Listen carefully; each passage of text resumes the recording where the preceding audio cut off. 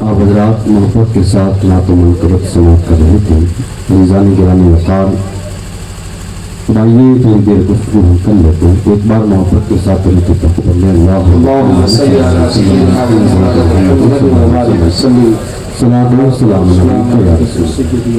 कुरान मुक़द्दस की छोटी सी आयत है। रब फरमाता है वन नज्म इज़ा हवा। इस आयत पाक में रब कायनात फरमाता है कि एक सितारे की कसम खाई रही। रब फरमाता है मुझे कसम है उस सितारे की जो चढ़ के उतर गया। इस सितारे से मुराद क्या है? बहुत बड़ी मुहद्दिस गुजरे जिनका नाम हज़रत अब्दुर्रहमान इब्न जौज़ी अलैहिर्रहमा। इतना बड़ा मुहद्दिस है कि उन्होंने 200 किताबें अहादीस की लिखी। 2 लाख लोग जिनके हाथों पर 3 कलमा पढ़कर इस्लाम में दाखिल हुए।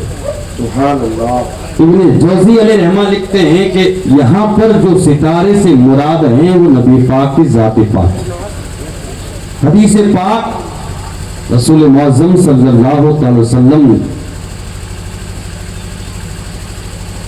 इरशाद फरमाते हैं कि एक मर्तबा हज़रत जिब्रील अमीन अलैहिस्सलाम सिदरा के मकी हज़रत जिब्रील तशरीफ लाए बारगाह मुस्तफ़ा करीम अलैहिस्सलाम के अंदर। नबी पाक सल्लल्लाहु अलैहि वसल्लम ने फरमाया जिब्रील ये तो बता कि तुम्हारी उम्र कितनी है। हज़रत जिब्रील वो फरिश्ता है कि जिसकी तख्लीक हुई ना।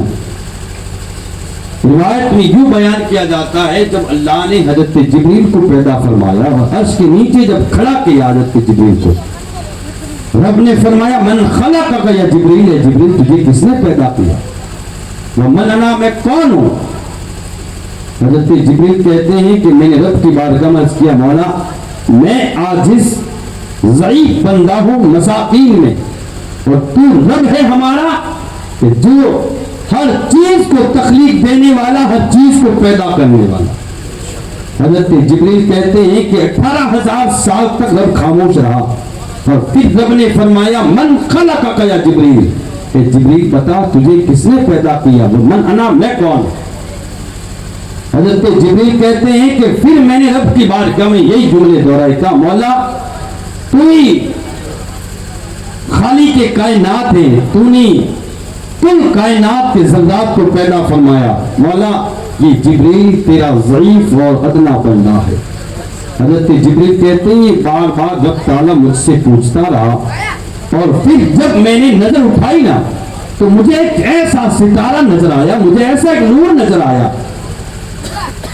वो नूर मैंने मुस्तफ़ा करीम अलैहिस्सलाम की बारगाह में जिक्र किया। जब मेरे आका ने फरमाया है जिब्रील बता तुझे किसने पैदा किया, तेरी उम्र कितनी है? हज़रत जिब्रील कहते हैं या रसूलल्लाह अंदाजा तो मैं नहीं बता सकता कि मेरी उम्र कितनी है, लेकिन मेरे आका जब अल्लाह ने मेरी तख्लीक फरमाई, जब मैं पैदा हुआ, जब मेरा वजूद हुआ तो उस वक्त कोई शय न थी सिवाय एक सितारा के जो चौथे हिजाब में चमका करता था।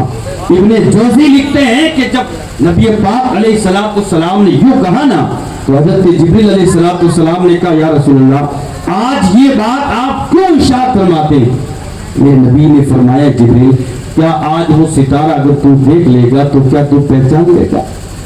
हज़रत जिब्रील कहते या रसूलल्लाह 1-2 बार मैंने नहीं देखा है, मैंने 72,000 मर्तबा देखा है और हर मर्तबा 70,000 साल में एक बार चमका करता था।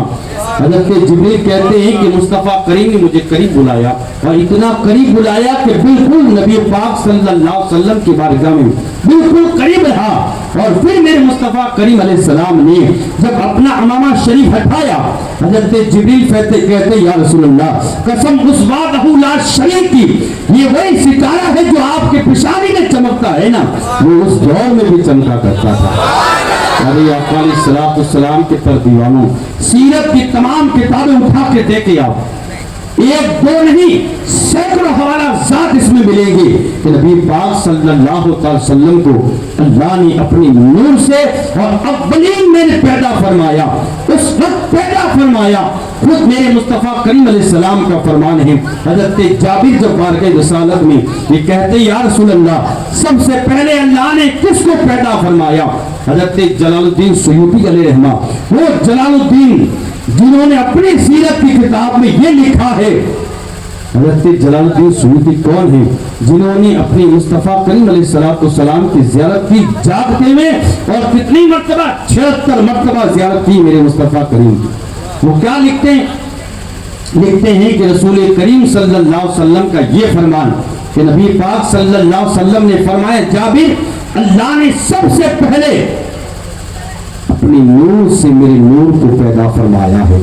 میرے آقا علیہ الصلوۃ والسلام کے پر دیوانوں، اللہ رب العزت نے سب سے پہلے کل کائنات سے پہلے سب سے پہلے اللہ نے اپنے حبیب کے نور کو پیدا فرمایا.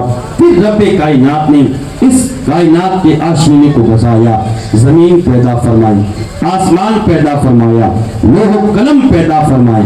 پیارے آقا علیہ الصلوۃ والسلام کے پر دیوانوں، رسول معظم صلی اللہ علیہ وسلم کا فرمان عالی شان سنیں.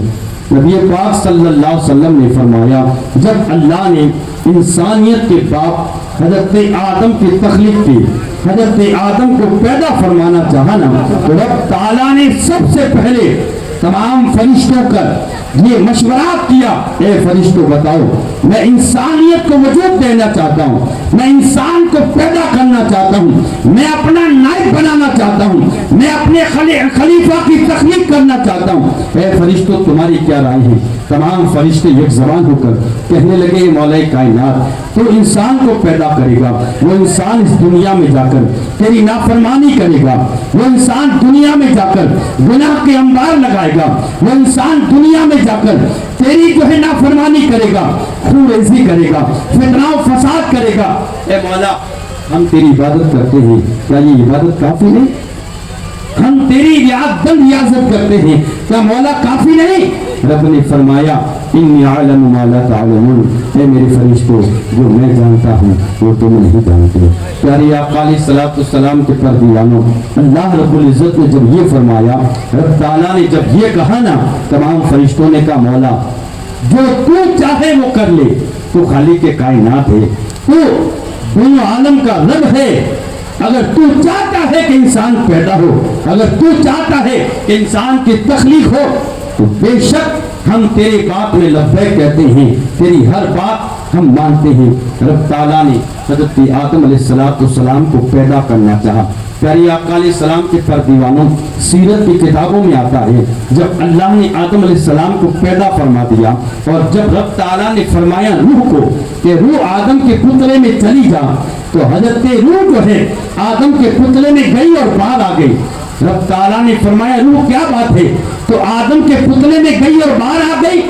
سیرت کی کتابوں میں یوں آتا ہے کہ حضرت آدم علیہ السلام کے پتلے میں گئی روح باہر آئی، اور رب سے کہا اے مولا اس پتلے میں بڑا اندھیرا ہے، اس پتلے میں بڑی تاریکی ہے، رہنا دشوار ہے.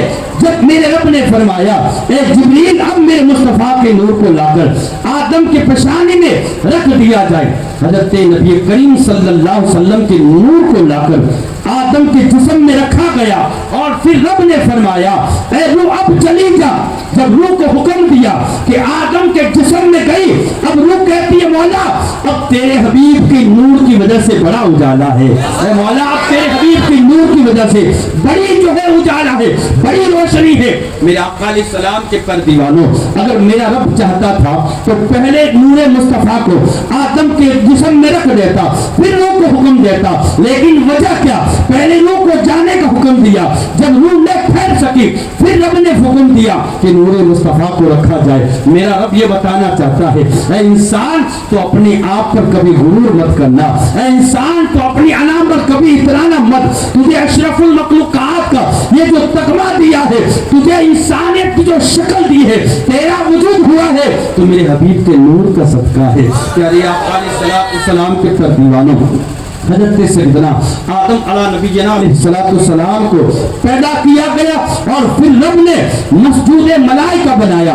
رب تعالیٰ نے تمام فرشتوں کو بتایا اے فرشتوں فلاں فلاں اشیاء کے نام بتاؤ, فلاں فلاں جنتی نعمتوں کے نام بتاؤ. تمام فرشتے عاجز رہے. جب میرے رب نے آدم سے پوچھا اے آدم بتا جنتی نعمتوں کے نام کیا ہے, حضرت آدم علیہ السلام نے جنتی تمام نعمتوں کے نام بتا دیے, کل کائنات کے چیزوں کے نام بتا دیے. یہاں کے حدیث مصطفیٰ کے اندر ہے حضرت آدم علیہ نبی جنا علیہ الصلوۃ والتسلیم نے تمام چیزوں کے نام بتائے, یہاں تک کہ پیالے اور پیالی کا نام بتا دیا. حدیث پاک میں یہ ذکر آیا اللہ رب العزت نے حضرت آدم کو 7 لاکھ زبانوں کا علم عطا فرمایا. پیارے آقا علیہ السلام کے پر دیوانوں, جب اتنا علم اللہ نے ایک آدم کو دیا تو اب میرے آقا علیہ السلام کو رب کائنات میں کتنا علم دیا ہوگا. پیارے آقا علیہ السلام کے پر دیوانوں, حضرت آدم علیہ السلام کو جب سجدے کا حکم دیا نا فرشتوں کو, یہ سیرت کی کتابیں اٹھا کے دیکھیں آپ, تمام سیرت کی کتابیں, سیرت کی کتابوں میں جو ہے ابن جوزی علیہ رحمہ, حضرت عبدالحق محدثی دہلوی علیہ رحمہ, حضرت عبدالرحمن کاشفی علیہ رحمہ یا دیگر کتابوں کے اندر یوں آیا گیا جب رب کائنات نے آدم کے سامنے سجدے کا حکم دیا نا تو تمام فرشتوں میں سب سے پہلے جھکنے والے حضرت سیدنا جبریل امین علیہ السلام, سب سے پہلے حضرت جبریل جھکے, اس کے بعد اسرافیل جھکے, اس کے بعد عزرائیل جھکے, اس کے بعد میکائیل جھکے, اس کے بعد تمام فرشتوں نے سجدہ کیا.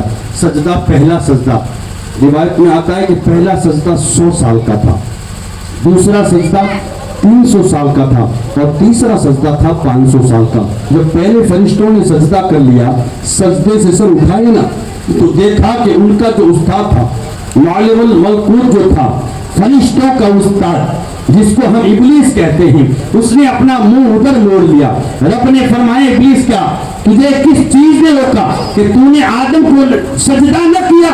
ابلیس کہتا ہے مولا میں تجھے سجدہ کروں, میں تجھے تیری عبادت کروں, لیکن مجھے یہ زیبا نہیں دیتا کہ میں ایک بشر کو سجدہ کروں, ایک بشر کے سامنے سر جھکاؤں. رب تعالیٰ نے فرمایا کہ تو نے بشر کو سجدہ نہیں کیا, آدم کو تو ہی آدم کے ادب نہیں کیا, اب تجھے جو ہے لعنت کا توق ڈال کر اسے بھیج دیا گیا زمین کے اوپر.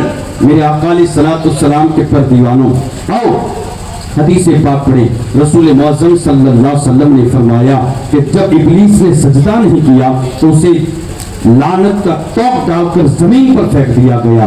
لیکن ادھر جب اللہ رب العزت نے دیکھا کہ جبریل پہلے سجدے میں جھکا تو رب تعالیٰ نے حضرت جبریل کو بلایا اور کہا ہے جبریل بتا جب میں نے تجھے سجدے کا حکم دیا تو تو پہلے جھکا, اس میں کیا حکمت تجھے نظر آئی؟ اب حضرت جبریل کا جواب سنو. کیا یہ مولا کریم جب تو نے مجھے سجدے کا حکم دیا تو میں نے آدم کو دیکھنا شروع کر دیا, آدم کے پنڈلی کو دیکھا مجھے کچھ نظر نہ آیا, آدم کے گھٹنوں کو دیکھا جب مجھے کوئی نظر نہ آیا, آدم کے ران کو دیکھا تب بھی مجھے کوئی چیز نظر نہ آئی, آدم کے شکم پیٹ کو دیکھا تب بھی مجھے کوئی چیز نظر نہ آئی, آدم کے سینے کو دیکھا جب بھی مجھے کوئی چیز نظر نہ آئی. لیکن جب میری نظر آدم کے پیشانی میں پڑی میں سمجھ گیا سجدہ آدم کو نہیں ہے نور مصطفیٰ کو ہو رہا ہے. حضرت جبریل کہتے ہیں اے مولا کائنات اسی لیے میں سب سے پہلے سجدے میں جھک گیا. رب کی بارگاہ سے حکم ہوا اے جبریل تو نے میرے محبوب کا ادب کیا, تو نے نور مصطفیٰ کو سجدہ کیا,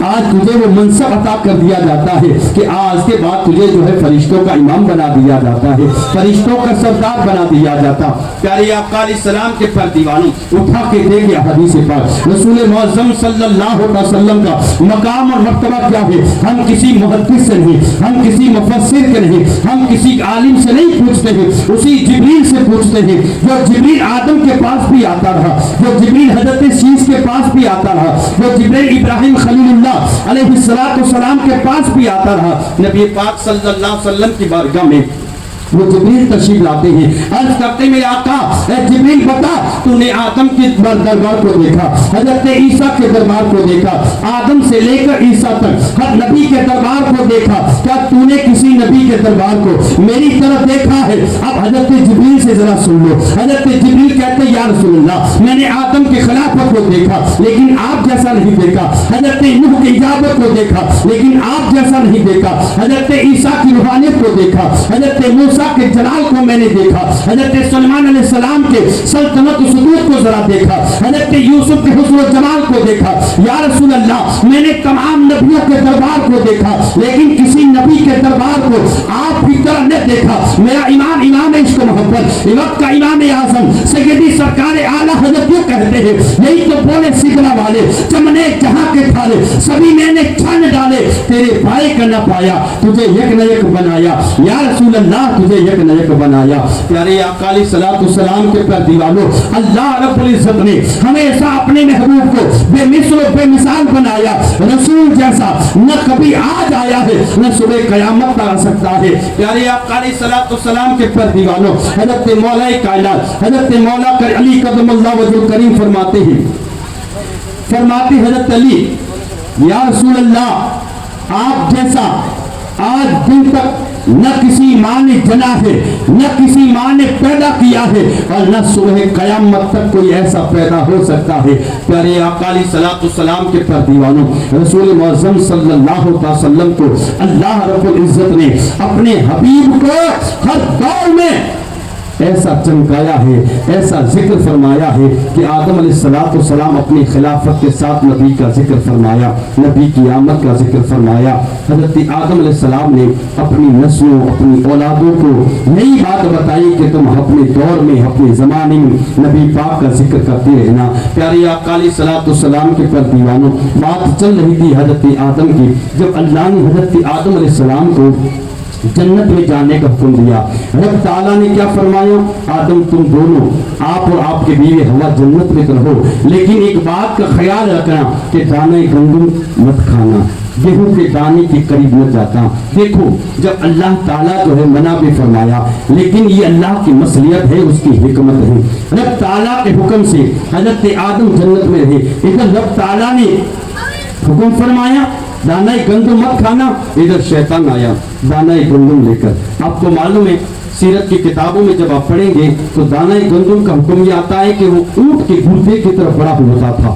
حضرت آدم علیہ السلام کی آنکھ لگی ہوئی ہے، آپ آرام فرما ہے، حضرت ماں حوا رضی اللہ عنہا پاس میں بیٹھی ہوئی ہے، شیطان آیا گیہوں کا دانہ لے کر، ماں حوا سے کیا کہا؟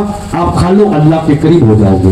حضرت ماں حوا نے دانہ گندم لیا اور دانہ گندم کے بیچ میں جو ہے نکھار ہے نا وہ ماں حوا کے ناخنوں کے نکھار ہے، اس سے پہلے دانہ گندم میں وہ جو ہے بیچ میں لائن نہیں تھی، ماں حوا نے بیچ میں اپنے ناخنوں سے جو ہے نا جب چیک لگایا تو دو حصوں میں بٹ گیا، آدھا ماں حوا نے کھا لیا، آدھا حضرت آدم علیہ السلام آرام فرما تھے آپ کے منہ میں رکھ دیا۔ جب دانے گندم کھایا تو جنتی لباس اتر گیا۔ حضرت سیدنا آدم علیہ السلام نے اپنے آپ کو برہنہ دیکھا تو جنت کے اندر تلاش کرنے لگے کوئی ایسی شے مل جائے جس سے اپنے بدن کو چھپایا جائے۔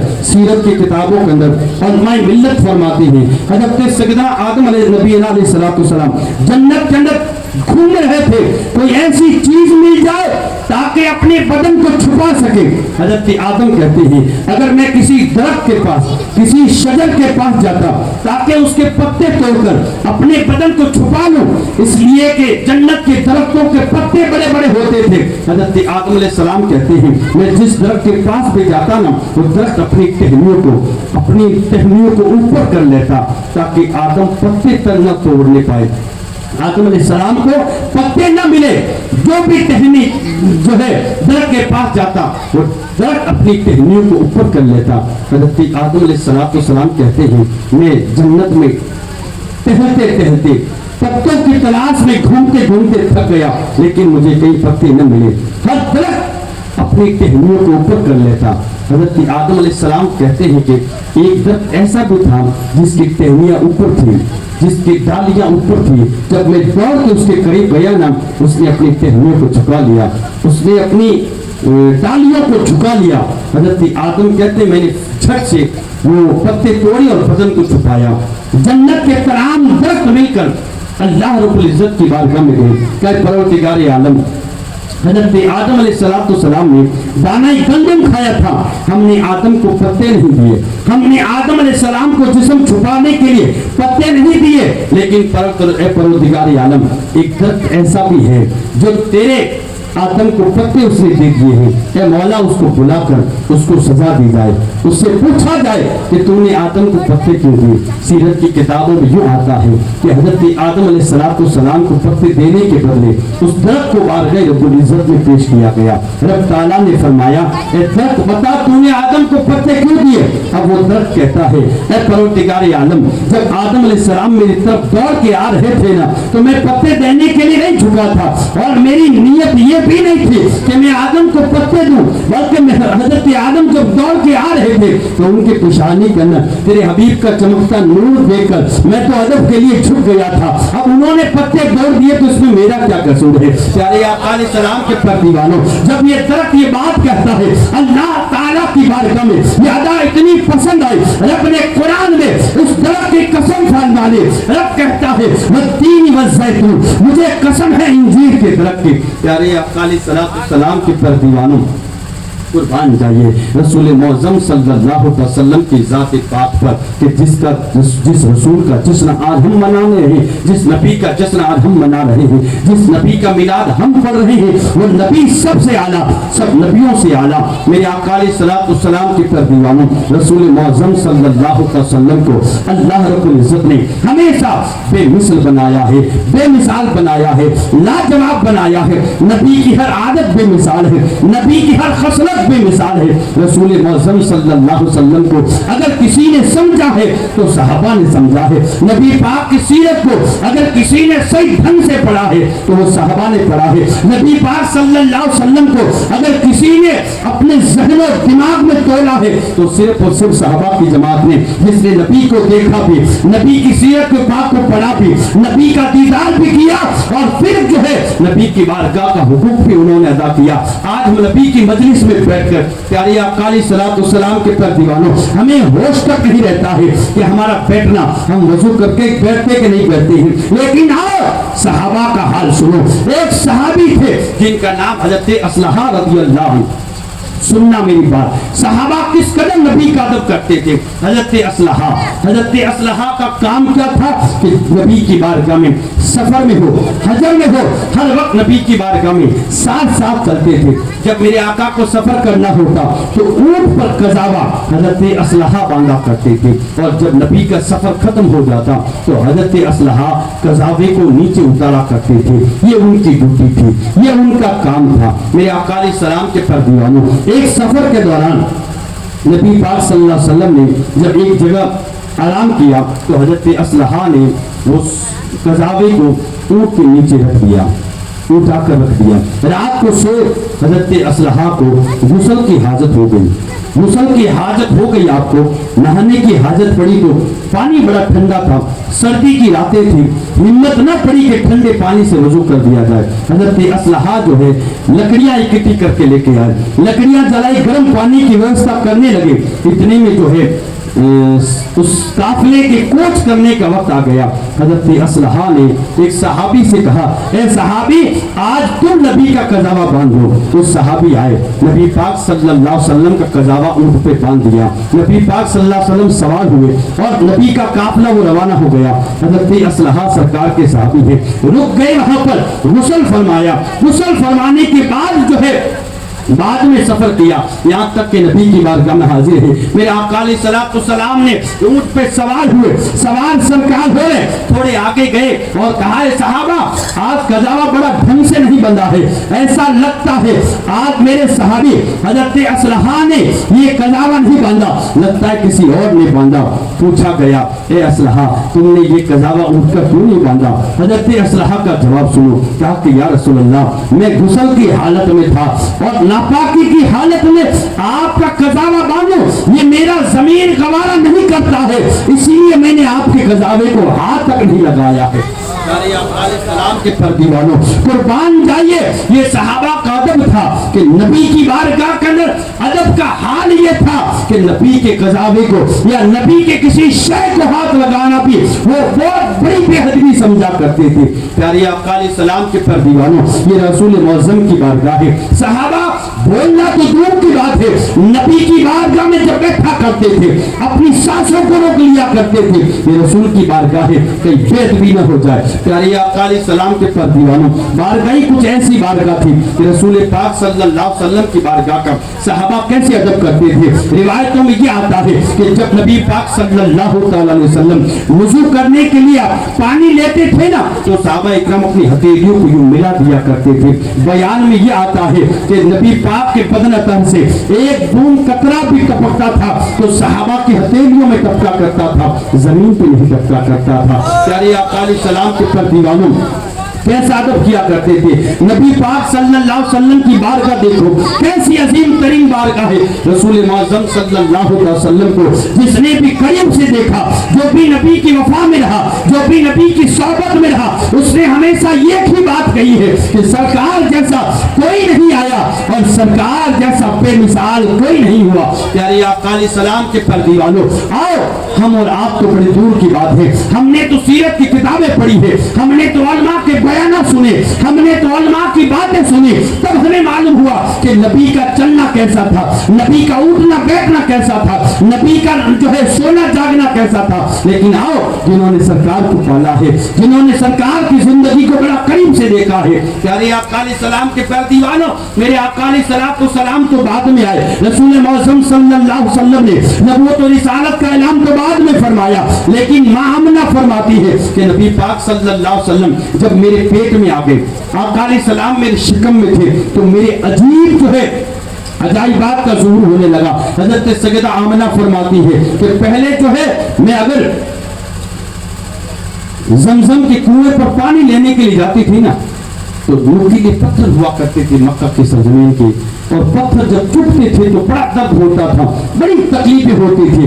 लेकिन आका सलाम जब मेरे पेट में आ गए, नबी पाक सल्लल्लाहु अलैहि वसल्लम जब मेरे शिकम में मेरे पेट में आ गए, हज़रत सैयदा आमना फरमाती है कि मेरे साथ अजीब मामला होने लगा।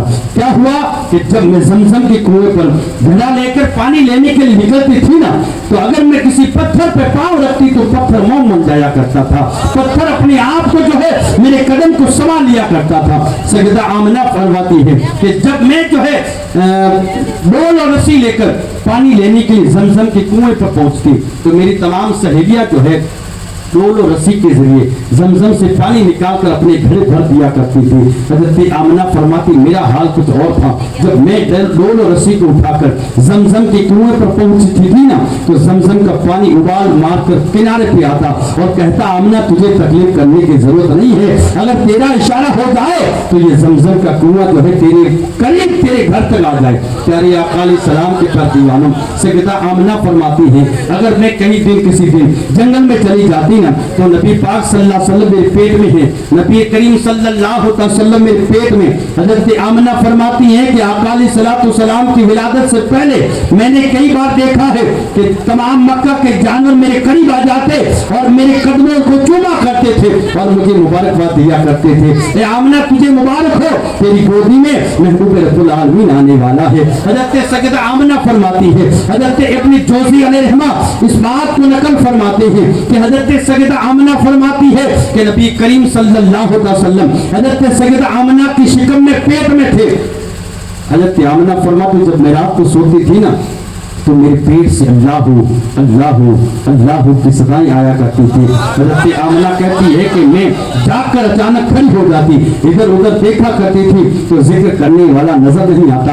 अक्सर ऐसा होता था और गैब से आवाज आती थी, ए आमना न घबरा, ए आमना फिक्र न कर, ये आवाज और कोई नहीं, मेरा महबूब दे रहा है तेरे पेट के अंदर। प्यारे आका इस्लाम के पर दीवानों, सुनो उसी आमना से। वो आमना कहती है एक मर्तबा मैं बैतुल्लाह शरीफ के अंदर गई, खाने काबा का तवाफ कर रही थी। सैयदा आमना फरमाती है 8वां महीना था, नबी मेरे पेट में थे और जब मैं खाने काबा का तवाफ कर रही थी और 2-3 चक्कर तो मैंने लगाए खाने काबा के इर्द गिर्द, और जब मैं थक कर बैठ गई, इमाम जौजी लिखते हैं कि खाने काबा ने आमना का तवाफ शुरू कर दिया। प्यारे आका अलैहिस्सलाम के पर दीवानों, हजरत सैयदा आमना फरमाती है ए खाने काबा आदम से लेकर ईसा ने तेरा तवाफ किया, आज तू मेरा तवाफ करता है। खाने काबा बोल उठा, ए आमना तू न जानती है कि तेरी गोद में जो बच्चा है वो काबे का भी काबा है। प्यारे आका अलैहिस्सलाम के पर दीवानों, कुर्बान जाइए उस रहमतुल लिल आलमीन पर। प्यारे आका अलैहिस्सलाम के पर दीवानों,